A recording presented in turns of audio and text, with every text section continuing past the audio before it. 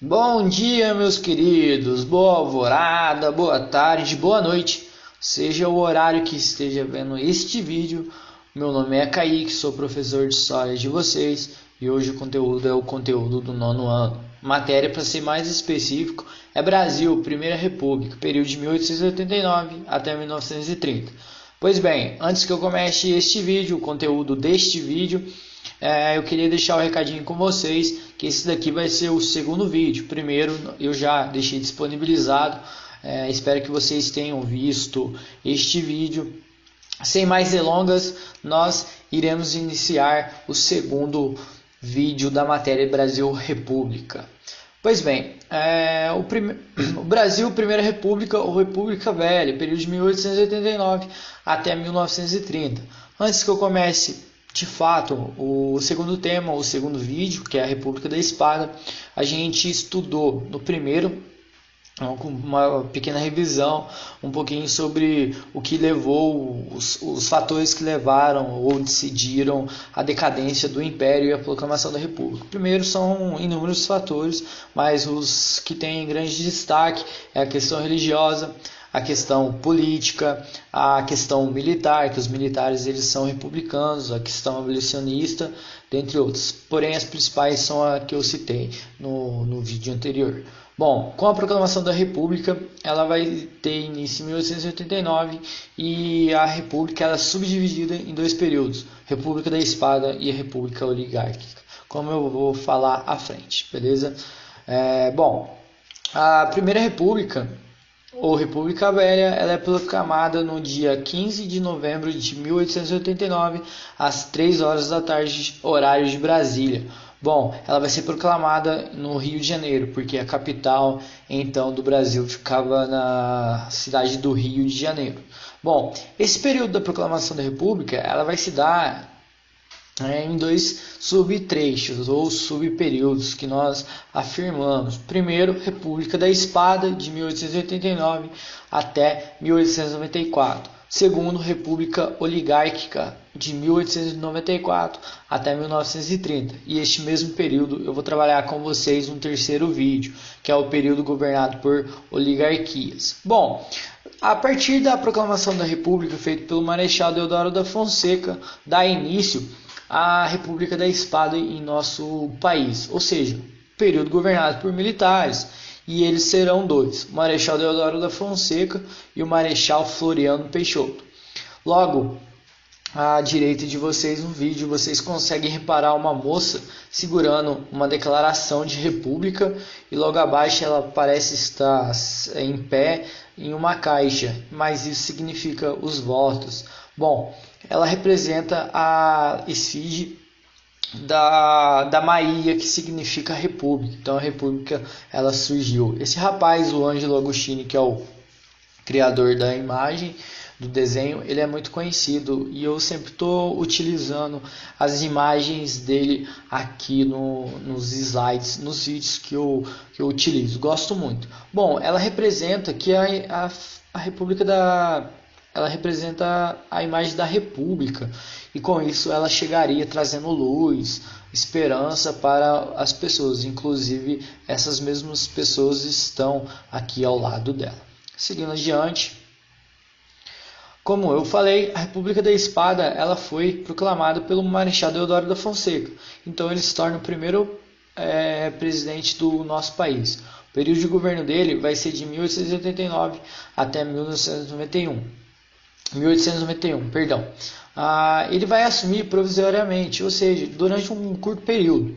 Ele vai expulsar a família real do nosso país, e ele vai fazer as províncias transformarem em estados. A província de Minas Gerais, a província de São Paulo deixa ter essa alcunha e passa a ser chamada de estados. Todo morador do Brasil deveria ser naturalizado, ou seja, toda pessoa que morasse dentro do nosso país, ela tem que ser brasileira. Ela poderia ser estrangeira se morasse algum período de tempo, mas um período de tempo limitado. Ao momento que ela começasse a morar, ter trabalho, os seus filhos estudassem no Brasil, ela tinha que ser naturalizada brasileira. Surge uma disputa política importante dentro do período de governo dele, que são os militares. Ou seja, os militares são centralizadores, eles querem o poder em torno do presidente, contra os cafeicultores, que eles de fato querem mais autonomia para os estados. O Marechal Deodoro da Fonseca, ele tem alta patente militar, ele vai convocar uma assembleia para elaborar uma nova Constituição para o Brasil, lembrando que a Constituição então vigente era de 1824. A primeira do Brasil. A nossa, aqui na República, de 1891, será a segunda Constituição. Bom, ela vai ser feita por membros do governo, civis. Ela vai ser inspirada na Constituição dos Estados Unidos da América. Ela tem a abolição da pena de morte. O brasileiro agora, qualquer pena não pode ser a de morte. Vai ter a separação do Estado e da Igreja Católica aqui neste momento, com a segunda Constituição. O Estado ele passa a ser laico. O poder ele transforma em legislativo, judiciário e executivo. Legislativo é que elabora as leis, judiciário é que julgam e o executivo é que executa. Na primeira Constituição tinha um quarto poder, que era o poder moderador, ou seja, é o poder do imperador. Como nós não temos imperador, não há necessidade desse quarto poder moderador. O voto ele transforma em voto popular, só que porém tem umas classes que elas não poderão votar. Um exemplo que nós temos: menores de 21 anos, as mulheres e os analfabetos. O Estado ele fica responsável pelos nascimentos, casamentos e óbitos. Isso daqui era responsável antes a tudo nas costas da Igreja Católica. O poder ele continua nas mãos dos ricos nesse momento aqui no Brasil. E as condições sociais elas continuam precárias. As pessoas elas ganham pouco, têm pouco acesso à saúde, elas não têm nenhuma tipo de proteção governamental. No caso, o que eu falo aqui, as pessoas mais pobres, as mais humildes.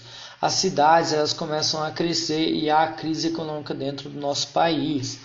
Outro exemplo que agravou essa própria crise vai ser o governo emitindo muitas notas para tentar abaixar essa crise econômica, porém sofre a inflação. O que é a inflação? O valor do dinheiro sobe, porém o poder de compra nosso ele continua o mesmo, então isso que gera a inflação.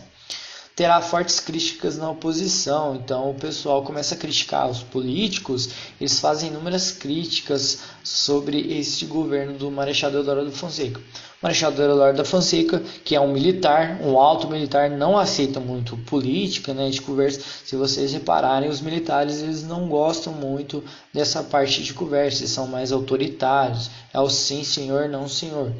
O Marechal Deodoro da Fonseca ele vai decretar estado de sítio nesse período de críticas. O que é o estado de sítio? É que esse estado ele é decretado quando o Brasil entra em guerra, um país.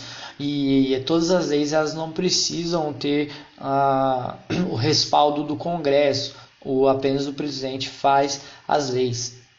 E o seguinte, ele mesmo quer fechar o próprio Congresso, que é o governo, só que com o tempo ele vai desistir, vai renunciar. Ele viu que não dá muito certo na política e vai deixar para o seu vice assumir, o Floriano Peixoto.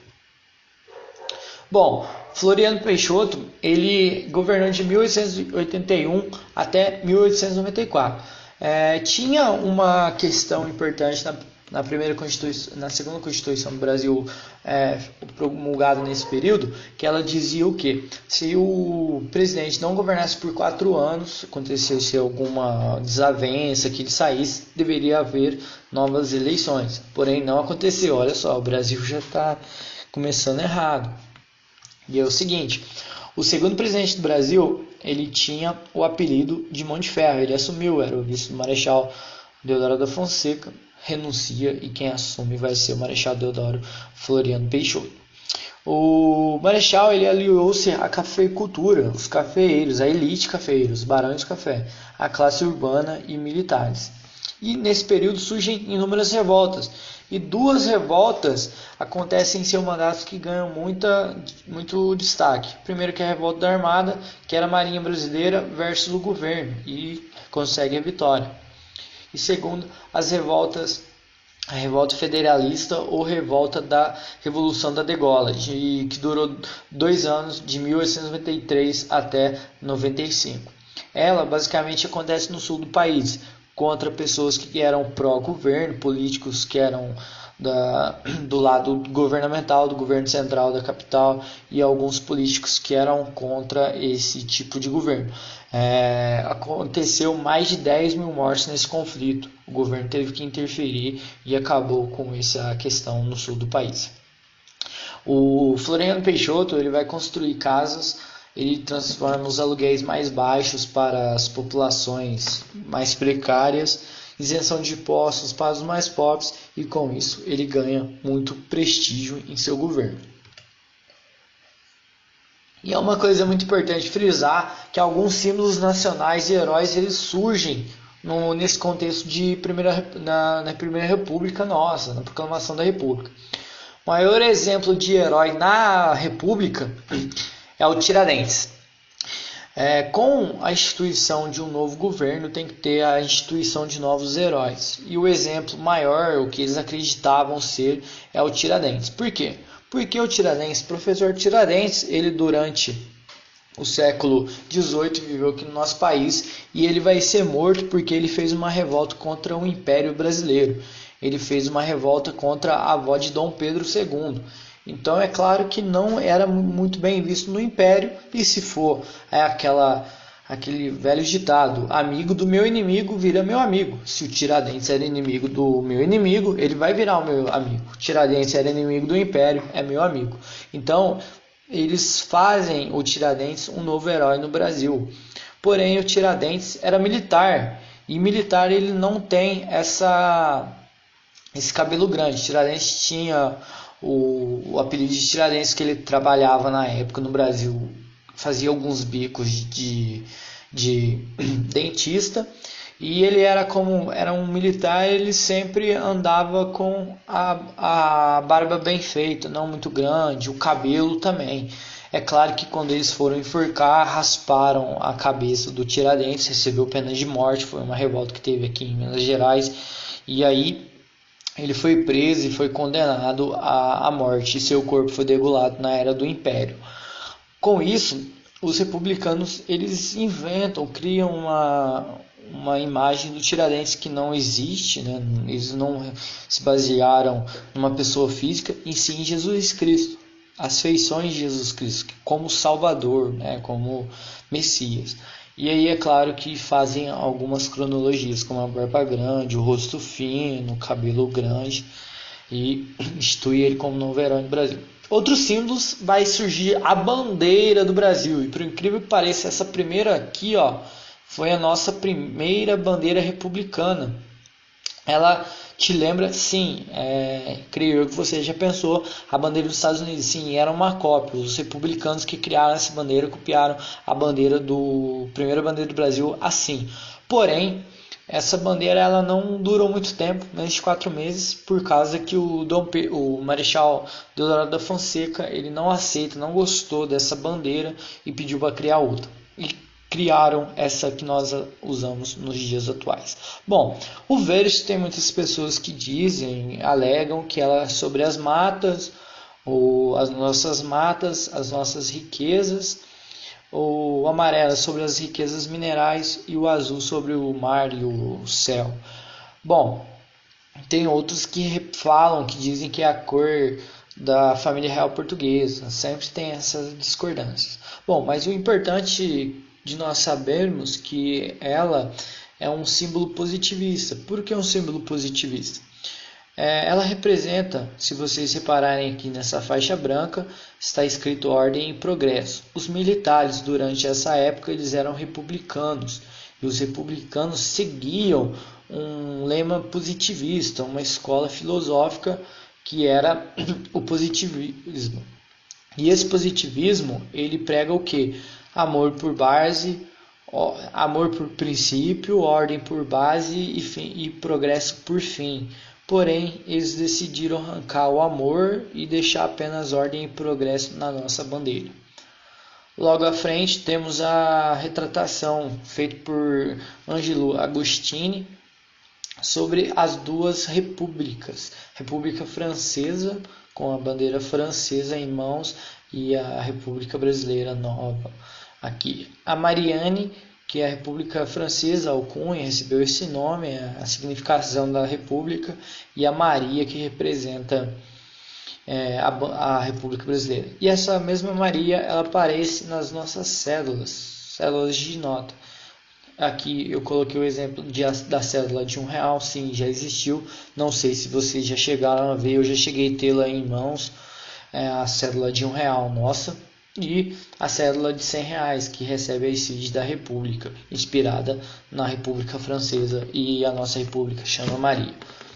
Bom, é isso aí, espero que tenham gostado. Esse foi o segundo vídeo da matéria, espero que tenham tido um excelente aprendizado, e qualquer pergunta, qualquer questão, eu estarei à disposição de vocês. Até!